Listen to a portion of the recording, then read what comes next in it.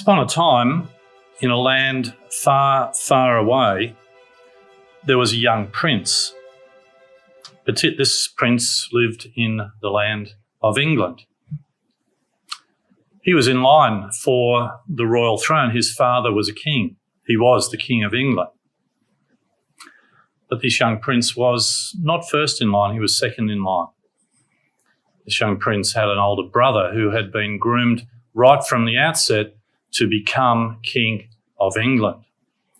The older brother was perfect for the job. He was sensible. He had been groomed right since birth. He was conservative. He seemed to be just the man for the job. On the other hand, this younger prince, well, he was somewhat indulged. He was a little bit wild because he was the spare to the one who was going to become the king. Well, you could be forgiven for thinking that I was referring to this young man who has made news in recent years, and I guess the description very aptly fits him, but that's not who I was talking about, because although the description fits him, the young prince that I was referring to is actually this man, Prince Henry, who was to become Henry VIII. You see, Henry was never destined to become King of England because he had an older brother, Arthur. And Arthur was the one who had been groomed right from the outset. Henry was the spare. And a marriage between Henry's older brother Arthur and Catherine of Aragon. You've heard of Catherine of Aragon, Aragon being a province in the northeastern part of Spain. Well, that was arranged when Arthur was just 3 years old. Those sort of things happened in those days, still does happen today. But it was a political decision to create an alliance between those two countries to shore up their relations. But Arthur was actually married to Catherine at age 15. So just think about that, young people. But just a few months after their wedding, unfortunately for Arthur, he died. He succumbed to the feared sweating sickness, as it was referred to. The doctors of the time described this sickness as coming from a malign vapour in the air. In reality, it was probably tuberculosis or influenza that he died from. But nevertheless, Arthur's death threw all these arrangements into complete disarray. The spare was now the heir. And a year after his older brother's death, Henry himself was married to Catherine of Aragon. And this was arranged because it was really important politically that alliance be maintained. And in fact, the British really wanted it because they relied on the riches and wealth of Spain at the time. And so when Henry was 17 years old and Catherine of Aragon was 23, she became the first of the 6 wives of Henry VIII, one of the most famous stories in English history. Now, you might wonder why we're sort of talking about this. Well, the marriage of Henry VIII to Catherine of Aragon, and more particularly their subsequent divorce, was a trigger for a very major part of the Reformation, which is our subject that we're going to focus on tonight. So I just want you to park that for the moment. But of course, the Reformation wasn't just about what happened in the UK, what happened in England, even though we're sort of going to use that as a conduit tonight. When I did this subject back in 2017, which was the 500-year anniversary of the start of the Reformation, and the Reformation was basically was sparked by this man, Martin Luther. But when we did it on that occasion, we sort of used European history, or continental European history to a degree. So I thought, just to change it a little bit tonight, we'd look at the Reformation more through the British sphere of things and the way that has followed right down even to us today here in Australia. But the Reformation was, of course, much bigger, as we said, than Henry VIII, although he was a very central player in how it all worked out. But it was really triggered by this man, Martin Luther, who became absolutely incensed at some of the things that the Catholic Church were doing. He was a Catholic monk. He had no desire. He wasn't trying to leave the church. He simply was trying to reform the Catholic Church of the time. And he could see all of the errors and the things that his examination of the Bible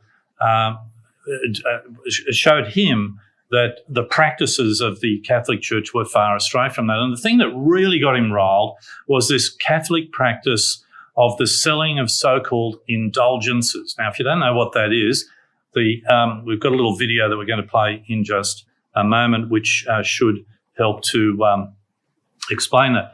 So what Martin Luther did in 1517 is he pinned these 95 objections, or 95 theses as it's referred to, on the church door in Wittenberg in Germany, demanding answers, hoping that it would trigger some sort of reformation from within the Catholic Church. But of course, what it did, it lit a fire of rebellion and reformation against the Roman Catholic Church.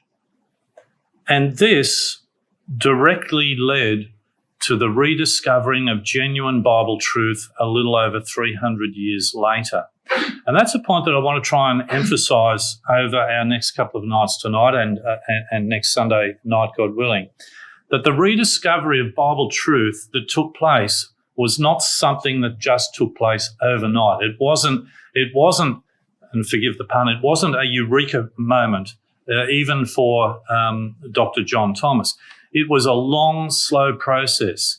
He took 14 years of dedicated study and prayer and investigation in his life, 14 years before he was satisfied that he arrived at what was original Christian truth, original Bible teaching.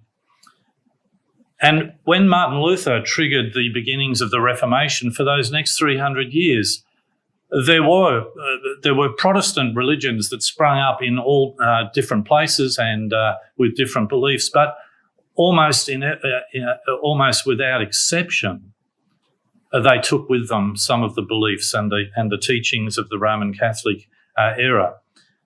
And so it was a long process indeed. For well over 1,000 years, nothing had really changed in the Catholic Church and the domination of the Catholic Church over both the political and the religious Western world. If it were not for the Reformation of the early 1500s, commencing here in 1517 and going on, because, of course, Henry VIII is a contemporary to all of this happening in those early 1500s. But if it were not for that Reformation, it would be impossible for us to be sitting here in this hall tonight and to have Bibles that we can freely investigate, that we can freely read. It would simply not have been possible. If it were not for the Reformation, this man, John Thomas, Dr. John Thomas, would not have been able to freely investigate the Bible and its saving truth. It just couldn't have happened. And the Reformation paved the way for him and others to throw off those shackles of the Roman religion and investigate the Bible message for himself. Now, even though Dr. Thomas was a beneficiary of the process of the Reformation, he also saw that during that process that the reformers, those that had objected to Roman Catholic teaching, they had brought with them that error. And the Protestant religions of his day were also riddled with the error that they had inadvertently perhaps taken with them. And that's why he's able to say, for example, in Help Us Israel, his seminal work, which we will be referring to tonight and also next Sunday night, God willing. But in that, and he does write in a very strident way. He writes in the way that was common and well understood in the mid-1800s. But what he says here about Protestantism as well as Catholicism, he says the moderns have no faith in the promises of God. Neither Protestants nor Papists believe on God. They have a system of faith which bears no affinity to the religion of God. Hence, they hope for things which he has not promised, and consequently, the most pious of them die with a lie in the right hand. The faith and hope of Protestantism are not the faith and hope of the fathers, whom God has constituted the heirs of the world. So he was very strident in his criticism of Roman Catholic era, but he was just as strident in his criticism of Protestant era that had come out of that system. Nevertheless, we will see that he does give recognition and he does give credit where credit is due, and we'll see that a little bit later on. What I want to do is just show you a couple of little video clips that hopefully will give us the background, or the backstory, as you can see on the screen, the backstory to the Reformation. We've got two of these that will follow hard on the heels of each other. I think there was a series of 5 or 6 or 7 of them. I've just selected 2, and they go for a couple of minutes each. So I think that this will explain it better than I can, and we'll kick off this little video, and hopefully our audio will kick in as it starts.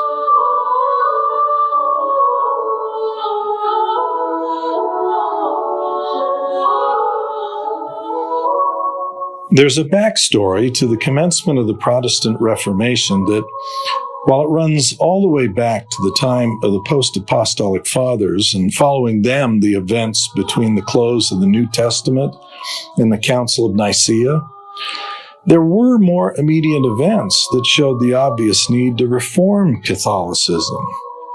So this is to discuss those more immediate events. The Catholic Church completely dominated Western Europe, and the extent of that domination was unlimited. Their authority reached into politics, government, education, religion, and economics. The Roman Catholic Church was the single largest landowner in the Western Europe of the Middle Ages.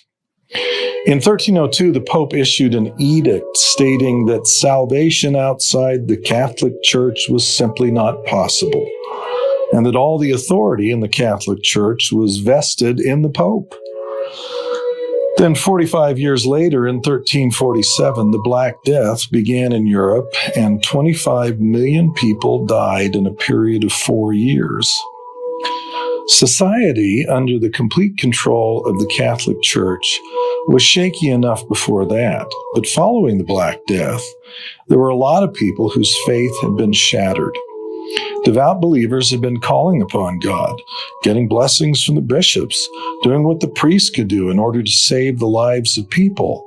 They all failed, and there were many who began to rethink the order of things.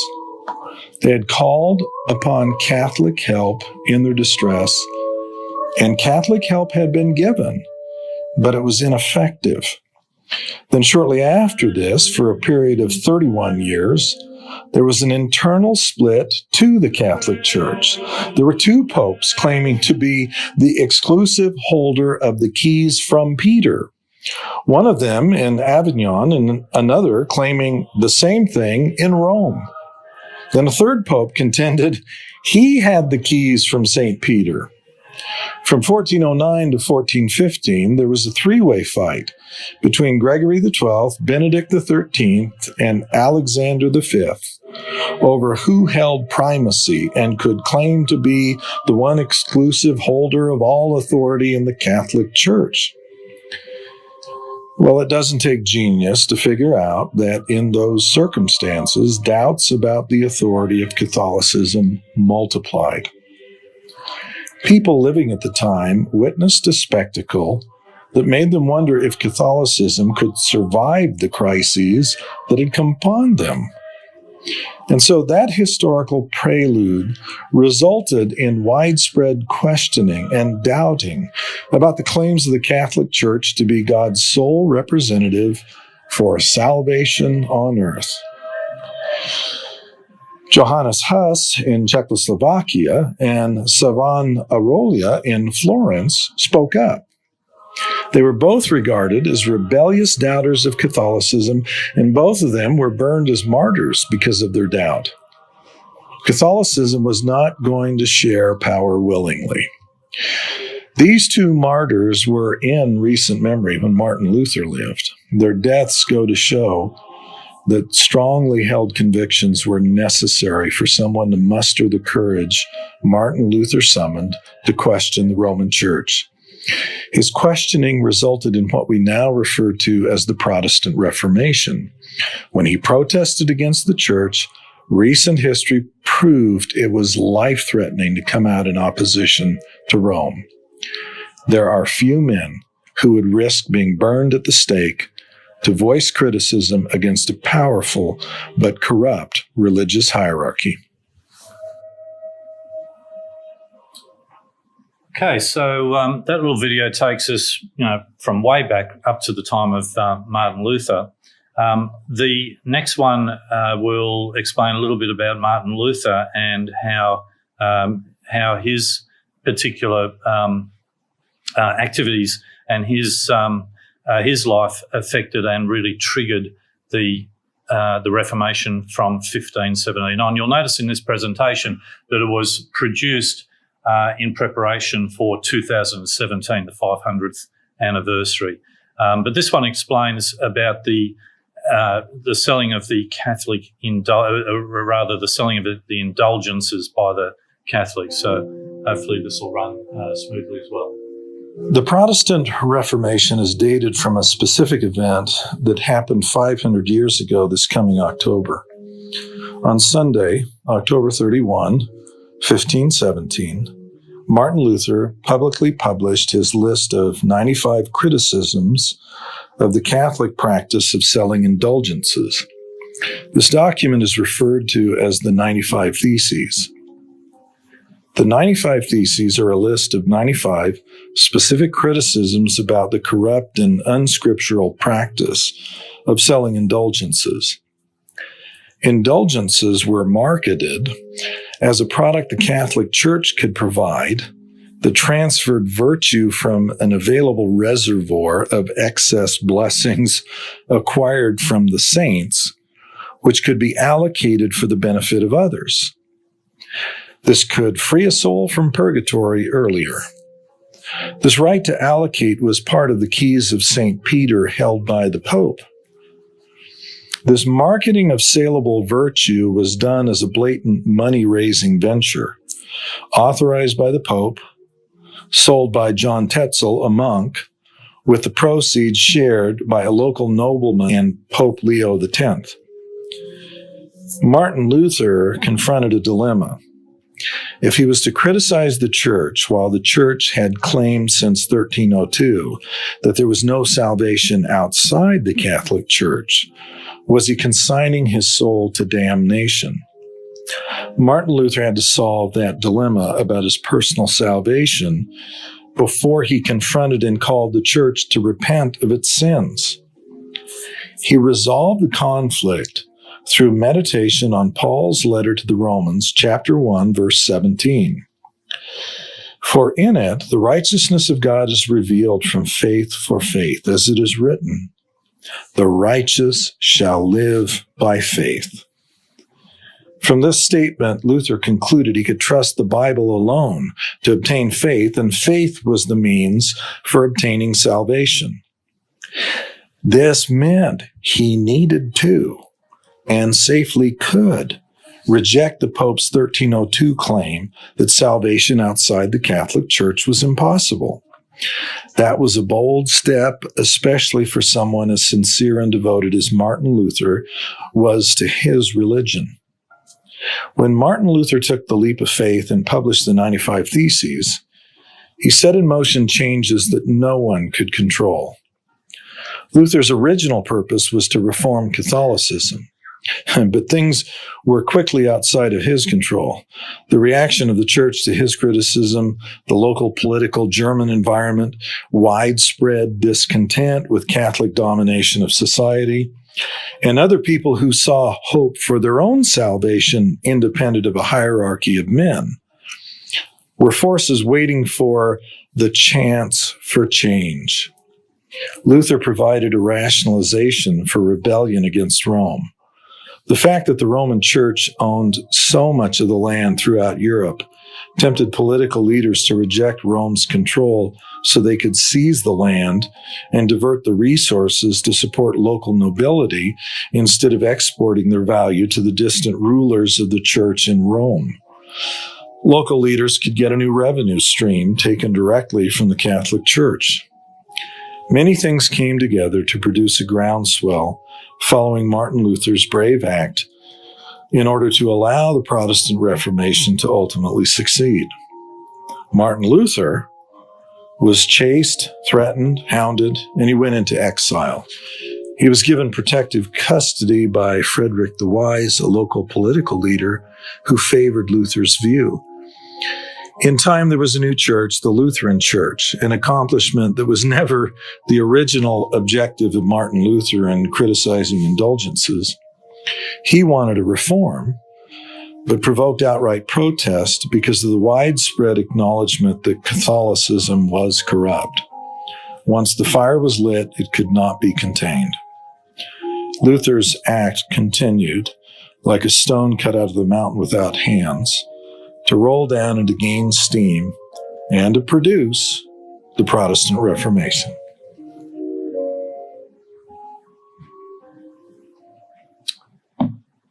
All right, so as we saw at the end of that little video, a fire was lit, and certainly it was.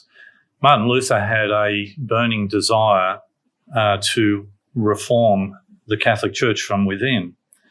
But another man had a burning desire as well, and that was Henry VIII, who we've already looked at briefly. But his burning desire was to produce a son and heir.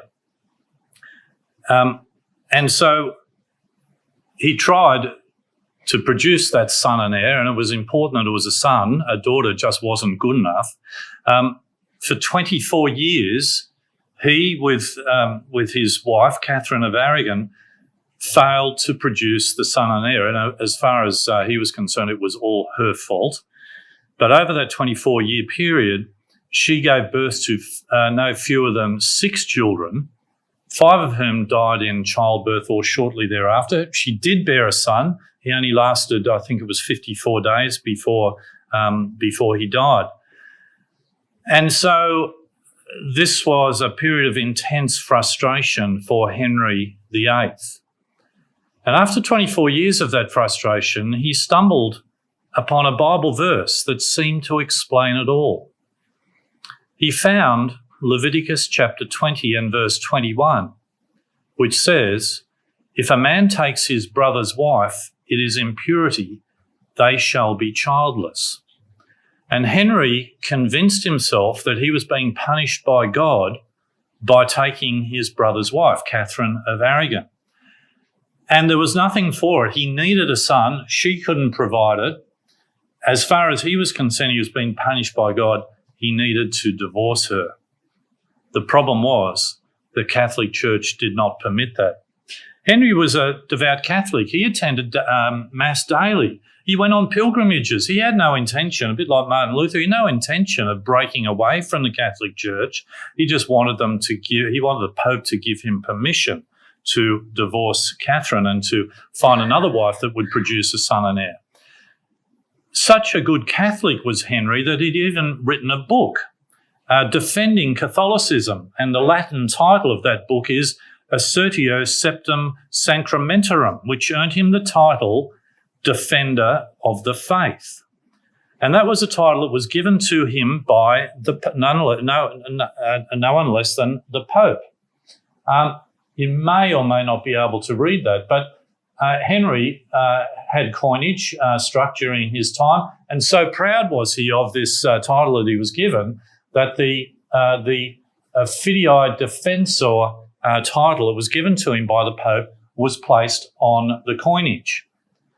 Now, interestingly, that has continued down forevermore in the British coinage. Queen Elizabeth II, who we're very familiar with, see the inscription here? It's shortened, but it's still the same. Fidei Defensor, Defender of the Faith.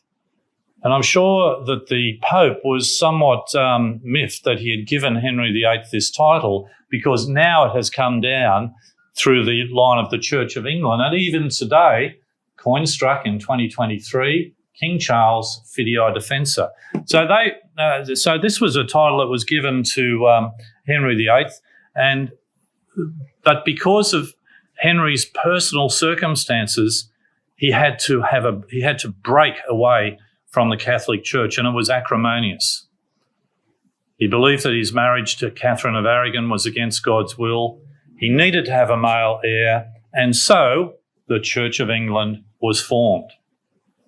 So Henry embraced the times that he was in, and he accelerated dramatically the Reformation in the UK. Now, time doesn't permit us to go into any great detail of any of this, but a couple of things that he did. First, one really important thing was that he commissioned the printing of the Great Bible. The Great Bible was printed in 1539, and it was placed in every cathedral, and it was placed in every parish church for public reading. This is the first time in history in the Western world where a Bible was placed in a church for public reading. He also dissolved monasteries. He forcibly suppressed the Catholic monasteries, and he took their property and made himself and his people much wealthier as a result. Now, it should be noted, as we've got our little summaries just sort of on the left up here, this is Henry VIII with his head cut off, although that's what he did to some of his wives. But he had a pretty complex approach to religion, and he did chop and change a bit according to what his personal circumstances required. Now, Henry did manage to have a son with one of his subsequent wives, and that is Edward VI. Edward VI was a son of Henry's through his third wife, Jane Seymour. And at Henry's death, well, I mean, this was great. This was perfect as far as Henry was concerned, because now he had the son and heir. And at Henry's death, Edward VI became king at age 9. Now, Edward VI only lived for some 6 or 7 years. I think he was 16 at the time of his own death. But he produced a huge amount of impetus for the Protestant Reformation in just that short amount of time. He made the Church of England much more Protestant by removing Roman Catholic practices. He introduced the Book of Common Prayer, which was written by Archbishop Thomas Cranmer. We'll come back to him in a moment. You'll see that Thomas Cranmer has a lot of twists and turns in his own life. But this particular book told local ministers how to conduct church services. It replaced Latin services with English, and it was required to be used in all their services. He allowed the clergy to marry. There was a huge amount that he did. He opened new schools and built schools to help spread Protestantism.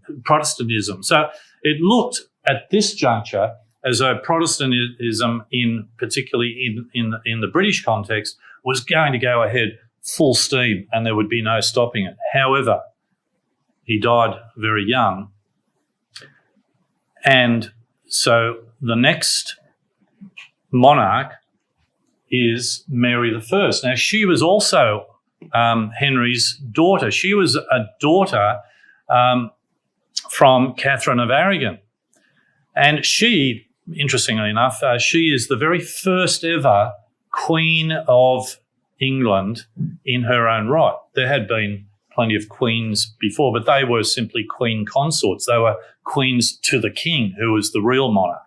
But Mary became the very first ever queen. Now, she just turned everything around. She was a brutal Catholic, and nothing was too hard for her. She started persecuting the Protestants.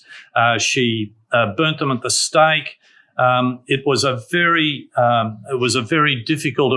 tumultuous time. She celebrated Catholic Mass. She revived the laws against heresy, burned hundreds of Protestants at the stake, and that's why she is known in history as Bloody Mary, because of her religious persecution over the Protestants. And so the Reformation took these twists and turns. It turned back to being very Catholic. But then we have the next one, which is Elizabeth I. She was also one of Henry's daughters. She was the child of Henry and Anne Boleyn, the one he had beheaded. And she was a Protestant, but her religious views were pretty complex, and she kept some Catholic practices, but she tried to sort of fence it, as it were, in her life. Now, it was during her time that we had some note, and her reign was a long one. It was 45 years or thereabouts. She had a long reign, but it was during her time, for example, that the Protestant movement in mainland Europe, under the French Huguenots, you may have heard of them, we'll mention them again in just a moment, she actually sent troops over to help fight on behalf of the Protestants. And one of those young men who went over to fight to help the Huguenots against Catholic domination and persecution was none other than Sir Walter Raleigh. Sir Walter Raleigh, you may have heard of. He was the one who legend has it, because he was so close to Queen Elizabeth I, that he was the one who threw his cape down on the ground so that she didn't have to get her feet muddy as she walked along. Well, Sir Walter Raleigh, he earned his stripes, as it were, by going over to France and fighting on behalf of England for the Huguenots, for the Reformation, for those who were protesting against Catholic domination. Now, when Elizabeth I died, there were no more heirs of Henry VIII. The Tudor line dies out. There was an unseemly scuffle for the dynasty of, or rather for the sovereignty of the United Kingdom, and the one who wins out is James I of Scotland. He was the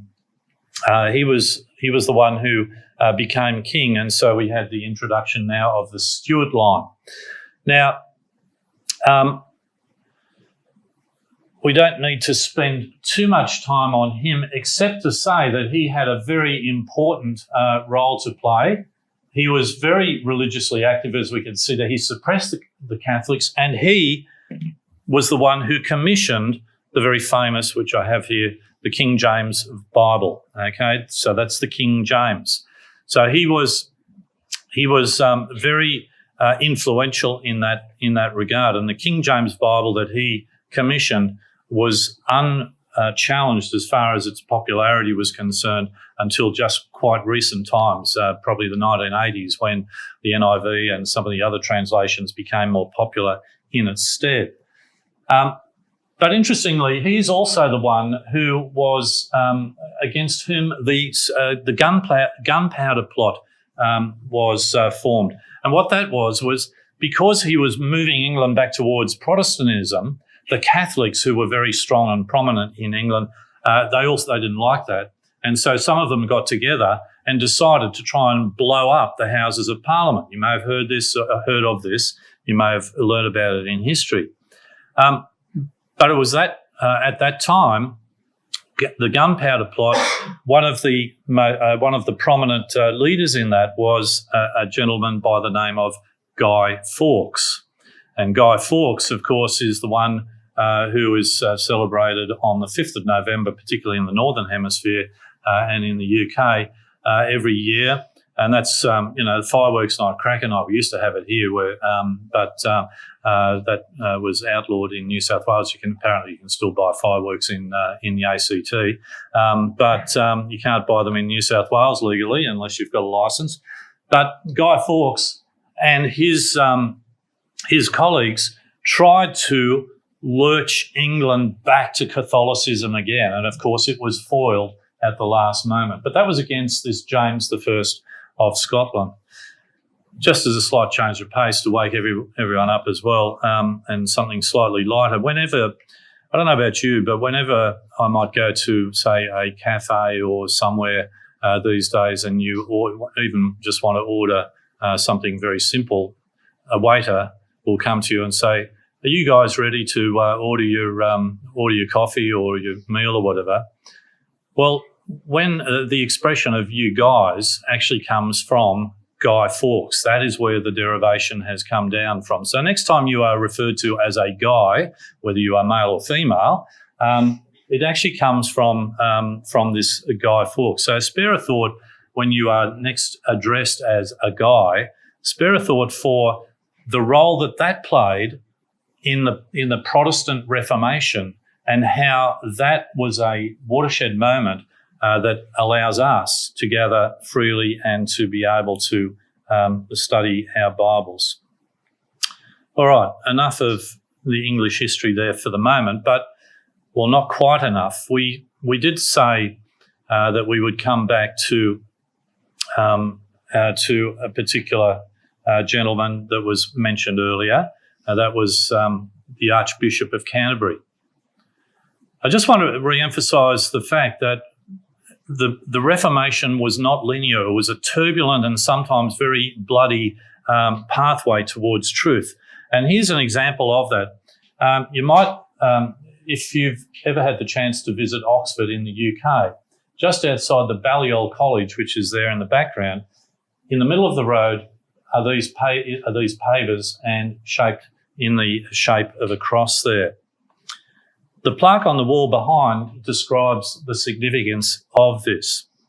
And this is one of those stories of, or one of those incidents where Mary I, the one that was referred to as Bloody Mary, she is the one who had some of these Protestants burnt at the stake. So Thomas Cranmer, who was the Archbishop of Canterbury, he was the one who orchestrated the divorce of Henry VIII from Catherine of Aragon. He was the one who wrote the Book of Common Prayer and so on, and was highly influential. He did very well under Henry. He did very well under Henry's son, Edward. But then when Mary I came to the throne, she had him burnt at the stake here in Oxford, along with these others, Hugh Latimer and Nicholas Ridley. So again, just emphasising the fact that this Reformation had so many twists and turns. It was not linear. It was turbulent and violent, with politics and religion intersecting at every corner. Now, you might be thinking, well, what on earth has this all got to do with us? What's it got to do with the Bible? Well, in fact, it does have a lot to do with us and a lot to do with the Bible. We took a reading tonight, and time doesn't permit us to go through it in any detail at all. But I would suggest to you that reading that we took from Revelation chapter 11 explains in prophetic detail many of the elements that we're talking about in terms of the Protestant Reformation against the Roman Catholic Church. There are a couple of time periods that were mentioned in Revelation 11 there. I'm just going to paint a very broad brush picture of this for us. But there was a period of 1,260 days that was mentioned in verse 3. That was the first verse that we read. In Bible prophecy, in Bible prophetic language, a day for a year principle is certainly often applied, and that would speak of a period of 1,260 years. And that 1,260-year period encompasses this Reformation period that we're talking about here, from Constantine through to a very important event, the massacre of St. Bartholomew's Day, exactly 1,260 years. I can't prove it to you tonight. I simply don't have time. Another period that was mentioned there in verse 9 is a period of 3.5 days. These are intricate and complex Bible prophetic periods. But I would suggest to you that Dr. Thomas, along with others, have managed to identify exactly what this period of 3.5 days is. And it spans from the period of 1685, which was when the edict of or Nantes, as we would say it, but I think the French say Nantes or something like that, the revocation of the Edict of Nantes, which was a time when Louis XIV decided that even though that the Huguenots and the other protesters had been put down in the massacre of St. Bartholomew's Day, they were given respite, but he didn't like their increasing power in France in particular, and so he revoked the edict that his grandfather had given, and he persecuted actively the Protestants yet again. And this is what's spoken of here in Revelation chapter 11. Louis XIV, just to give you a little bit of context, some of you may have visited some of his premises, his not so, or rather his rather salubrious residences. The Palace of Versailles on the outskirts of Paris was built by Louis XIV. One of the most famous events that ever took place in modern history was the signing of the peace treaty in the Hall of Mirrors on the 28th of June 1919 at the end of World War I, when Germany were defeated in the war and the Allies came up with the very harsh Treaty of Versailles. Also, the gardens of the Fontainebleau Castle or Palace, I should say, in Paris. These were all built by Louis XIV. He didn't build the palace itself, but he did commission all the gardeners. He got his landscape gardeners out there and did a wonderful job. But the reason I mention this is because this helps to make these things real for us. This is the beginning of that period of 105 years, we believe. And Louis XIV, who we admire with all of his wonderful architecture and so on, nevertheless, he was brutal in his treatment of the Protestant reformers during his time. And that brutality continued right up until, for 105 years, to the French Revolution, which, of course, was the time when all of a sudden things were unshackled. The protesters were able to practice their religion much more freely. They had the liberty, equality, and fraternity, which is what was brought about in 1790. A couple of things, and another one that was mentioned there in Revelation 11 in verse 10, that there would be rejoicing and making merry over the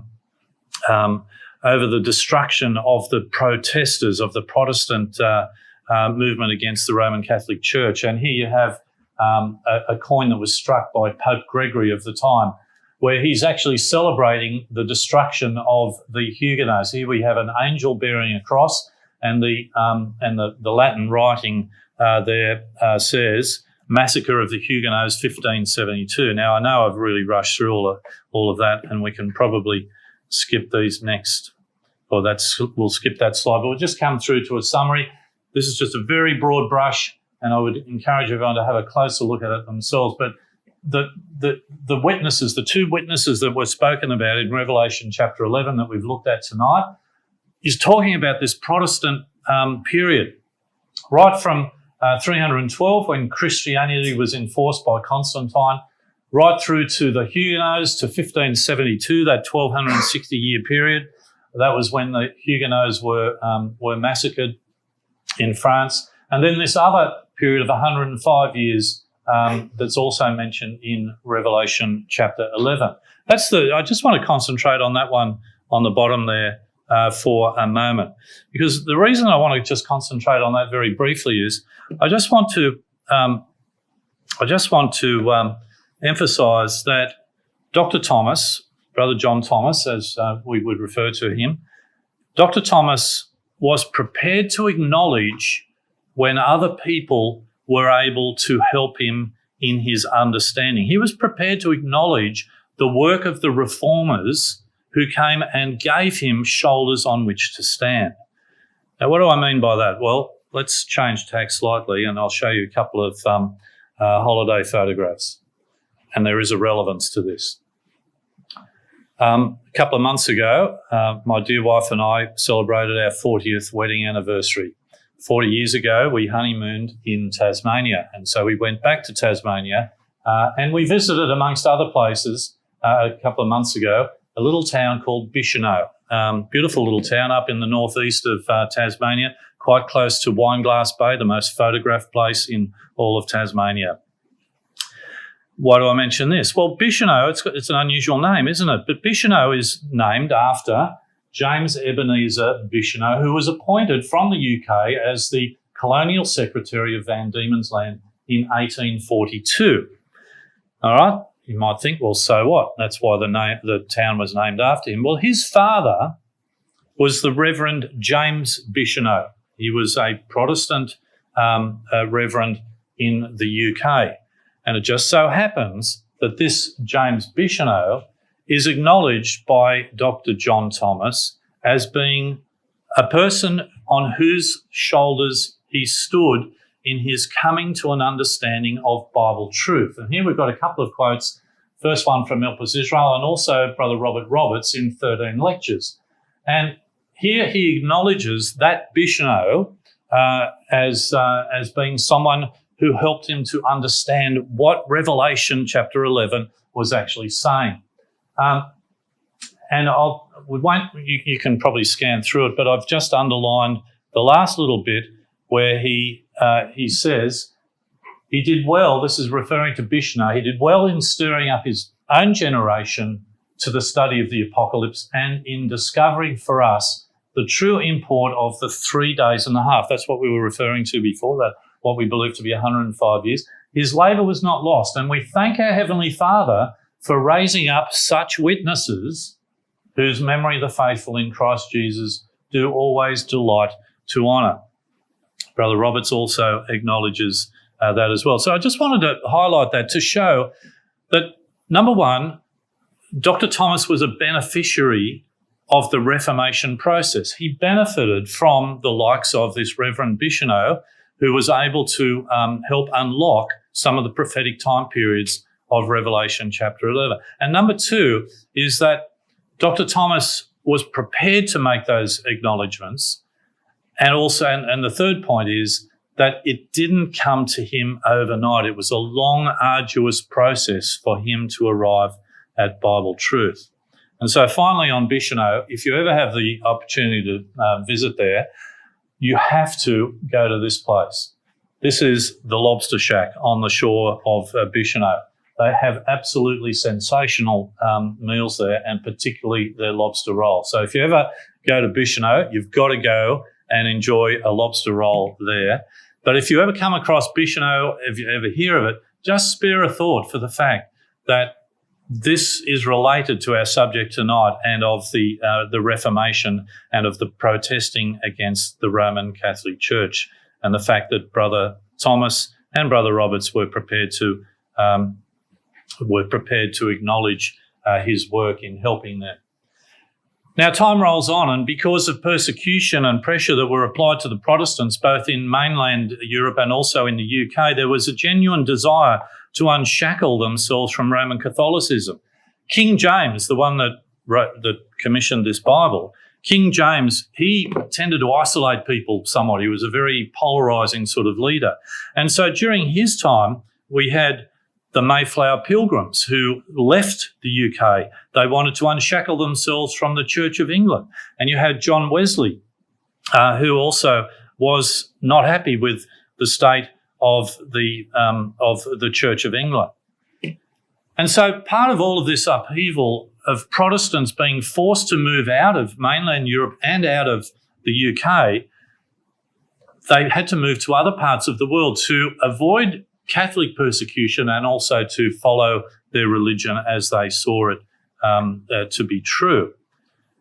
And this brings us to a link to the here and now here in Australia, because here we find ourselves in Australia as beneficiaries of this process.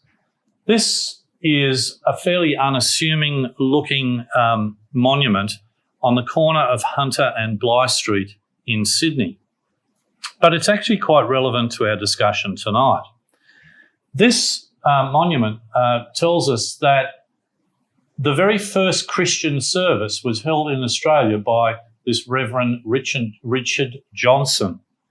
And that happened on the 3rd of February, 1788. So Richard Johnson, who was an Anglican minister who was sent to Australia specially to make Australia an Anglican nation, he established that just 1 week after the First Fleet had put their flag into the soil in Sydney Cove.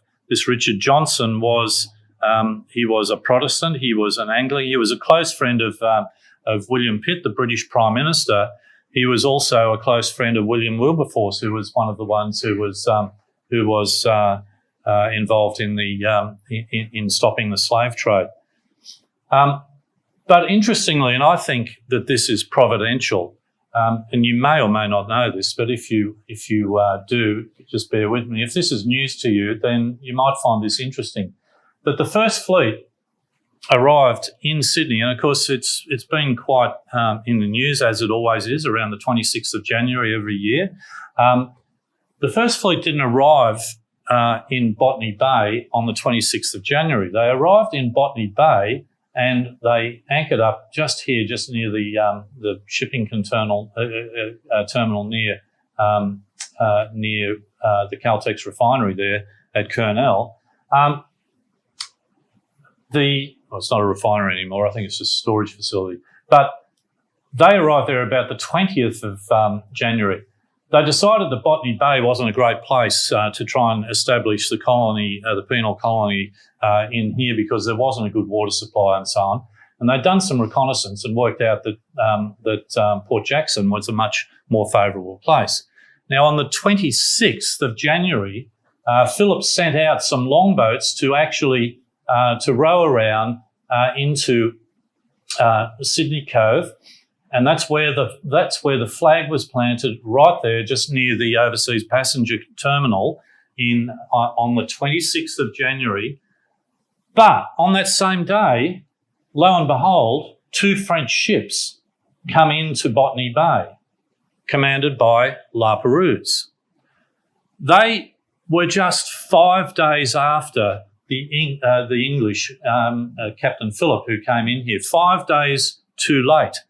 If it had happened the other way around, we in Australia here would quite possibly be a Catholic-dominated French-speaking nation. Some say it's luck. I believe that it was of divine providence that, in fact, it happened the way it did, because we were always destined to be one of the young lions of the British realm. So I just find that, and that happened, that encounter. This is Frenchman's Bay here, and that's why it's called that, of course, and this is La Perouse. If you've ever wondered why those French names are attached to this part of Sydney.